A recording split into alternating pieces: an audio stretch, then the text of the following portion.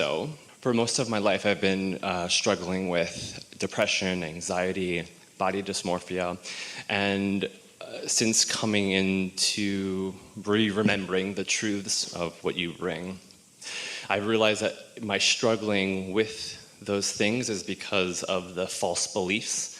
The struggle is really between me and me, isn't it? Correct. I go this way, my inner being goes this way. That is the struggle. Yes, Yeah. and it's very... Period. The only struggle.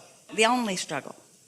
It's so real, but I also know that it's so false. It manifests in a real way. It's real. It's real. It's not necessary, but it's real. And the closer I come into alignment with my true self, Or when I do. when I do. I Correct. can do it or not do it. I do it. I don't do it. I do it. I don't do it. I do it. I don't do it. I do it. I don't do it. But when I do it. Exactly. But when I do it. And recently, the experiences are total opposites. So I've been working a lot with ayahuasca and having these profound downloads of the purest love. It's almost overwhelming. But then I keep getting back into this false mind pattern. So Well, it's all right, because what you're talking about is just the momentum of thought and the habit of thought that meditation will free you from. Nothing else will. Right. Right. Something else might keep you from recognizing it in a moment, but let's say you're picking up on stuff, doesn't matter.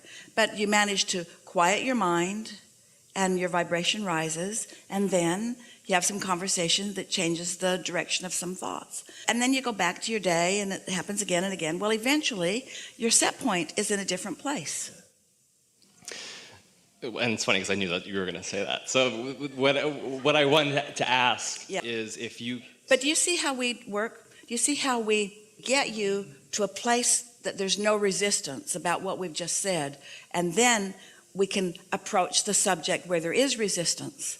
That's what meditation does for you. Takes you to a place of no resistance, and then you go back into the world and you reintroduce the resistance, but now you've reintroduced it at a different level. It really is the process of bridging thoughts. It really is the process of clarifying your vibration. Yes, because you can't do it by wrestling the problem to the ground and killing it. Right. So what I want to use this interaction for is to ask you, let me pause for a second. I want to use this as a catalyst to move on and like to truly just be who I know I am, right? So what I want to ask is if you could give us... Do you know what the best catalyst to that is?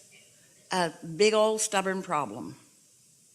Because you never know more clearly what you do want than when you're living what you don't want. In other words, sometimes if you're not clear about what you want, the path of least resistance is more problems about the same thing till you get clear.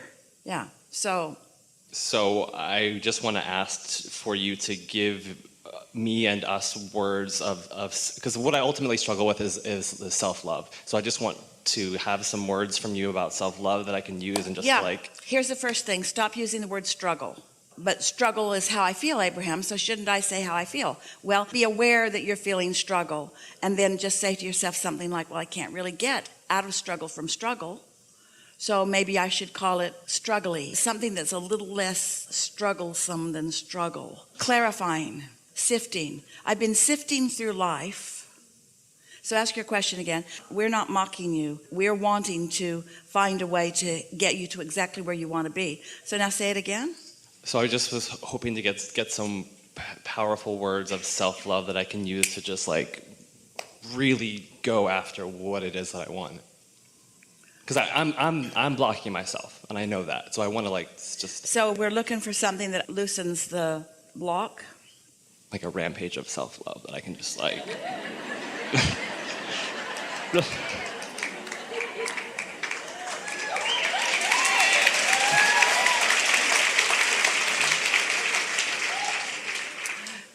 Pretty good way of saying it, because your inner being is yourself also. But you mean a rampage of self-love from your total self that your blocked off self might hear? Mm-hmm.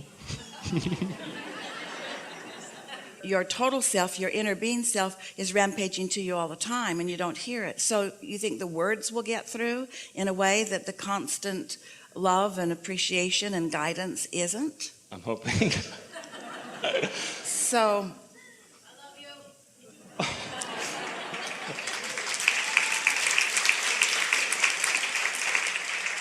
I don't know if you're talking to me or Abraham, but I love you too.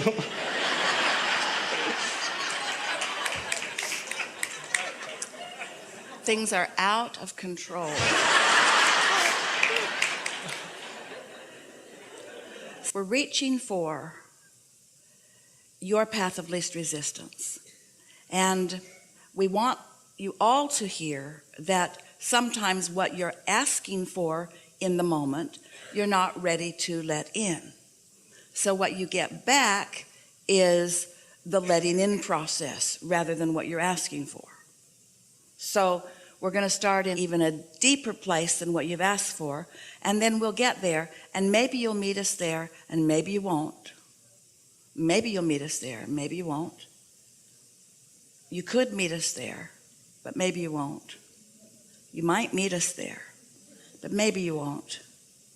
You could, but maybe you won't.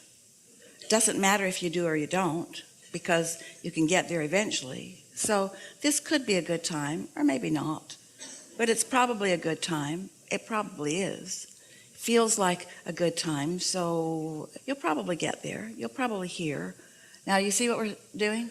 We're just giving you the license to get there or not, to acknowledge that you have a desire that you might be ready for or not, because words are really cheap. A lot of people offer lip service, but we're not wanting to just give you words. We're wanting you to find resonance with who you really are. That's what you're reaching for. You're not asking for our words. You're asking for an inspiration to your resonance.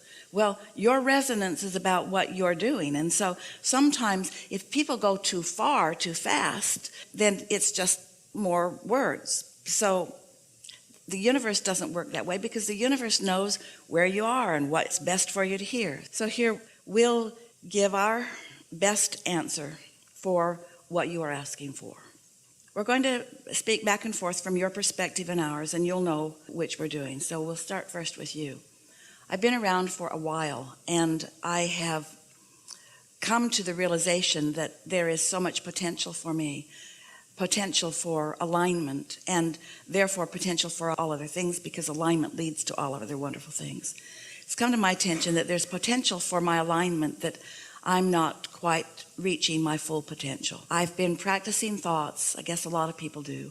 I've been practicing thoughts that haven't really let me understand who I am, how I have purpose, how I have value. I can often love others. In fact, it's what my default setting is. I turn my attention to others often, and that gets me going, and that always feels good. But it's hard for me to let love into me. I don't know why. I've been blocking it for a long time. I don't really even understand why. Just a habit that got started. I didn't understand it. I developed patterns. Other people responded to those patterns. So I suspect that from very early age, people wanted to love me, and I just wouldn't let it in because I felt unloved. Now, isn't that just a ridiculous, vicious circle that I got going for myself?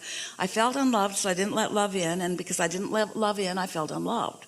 And then I didn't feel loved, so I didn't let love in, and then because I didn't let love in, then I didn't feel loved, and then people couldn't love me because I wasn't letting love in. And I just developed a sort of pattern that nobody could really see, because on the surface, I looked sort of normal and behaved sort of the way that I'd learned to behave, but I don't really understand why I wasn't really letting love in. But the one thing that has come from all of that is I've come to a keen awareness that I want to let myself be loved. I thought I wanted to be understood. And as I've been listening to Abraham for a while, I realized that that's not really the quest, because being understood is really an impossible thing, because when you ask somebody to understand you, you need to immediately snap them into your same vibration. And that's an impossible thing. Everybody's got their own vibration going. So I think somewhere I got confused. The desire for love, I think I got it confused with the desire to be understood. And I also think that I got confused about where the love was coming from. I think I thought the love would come from other people who didn't understand me, instead of from Source, who always does. So there are two things I kind of got out of kilter. I got confused about being loved and being understood, and I looked for people that couldn't really understand me to be the reason that I felt love. I realize now how screwy that whole thing was and why it didn't work. And I'm relieved that I'm not failing at something that should work, because it couldn't work. So I'm sort of feeling some relief that I was looking for love in all the wrong places, and getting mixed up about whether I was really wanting love from them or understanding from them, which really is not possible.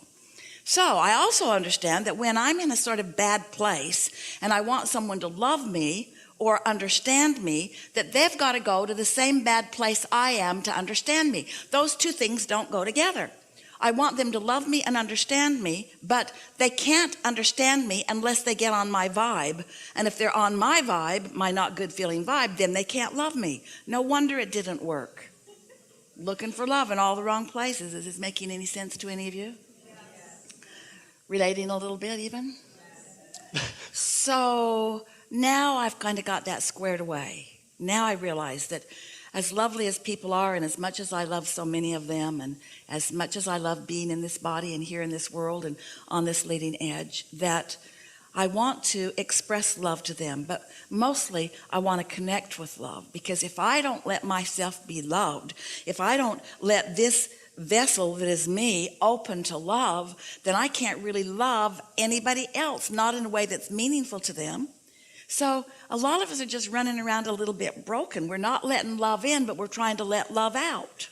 So we're not going back to the well of replenishment. We're just loving and serving and trying to be of value and getting depleted and getting exhausted and getting overwhelmed because we're not letting it in. It's like never breathing air in and always breathing it out. You can't get too far with that.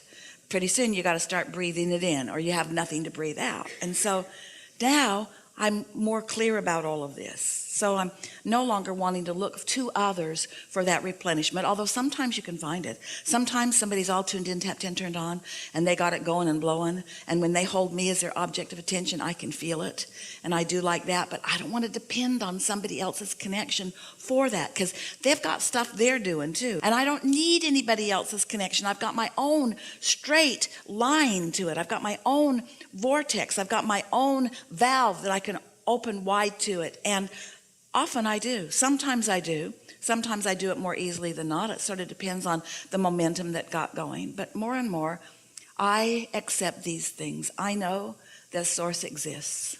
And I know that my inner being is a big part of that collective consciousness of Source. And that my inner being is, in an undivided way, focused upon me. And knowing everything about me and loving me anyway. That my inner being is loving my becoming and is never holding me responsible for what I've come to, because I'm eternal. I'm never going to get done. And there's always going to be within me a gap between what life has caused me to reach for and what I've allowed myself to catch up with. And I've been beating up on myself so long about that gap, because I reach for more and then I don't go, and then I feel bad about the gap, but my inner being never does that. And, I'm just figuring this out. The very reason that I don't feel love, or that I feel unloved, is because my inner being is there and I haven't joined my inner being. In other words, the negative emotion that I feel, that I've been calling people not loving me, or my inner being not loving me, or me not letting love in, has only been because I have reached and have not caught up with what I've reached for. And so the very fact that I can feel negative emotion, which feels not love, is my proof that the love exists. Because if that love didn't exist and it wasn't pointed right at me, I couldn't feel this discord from not letting it in. Whew. So the very unlovedness I feel is proof of the love that is there. Ooh, I really like that. Me too. I sensed that it was there. I had glimpses that it was there. It showed it to me from time to time when I was in the right place. I let it in from time to time, and I'm getting better and better at letting it in. I know that my inner being loves me, and I'm in the mood right now to hear something from my inner being. I'd like my inner being to explain to me a little bit what their perspective of me is. I'd like to know how my inner being sees me, and I'm in a better place now than I was at the beginning of this conversation. So I have a better chance of letting more of it in than I was at the beginning of this conversation. So I'll just listen for a minute and I'll hear what my inner being has to say about me.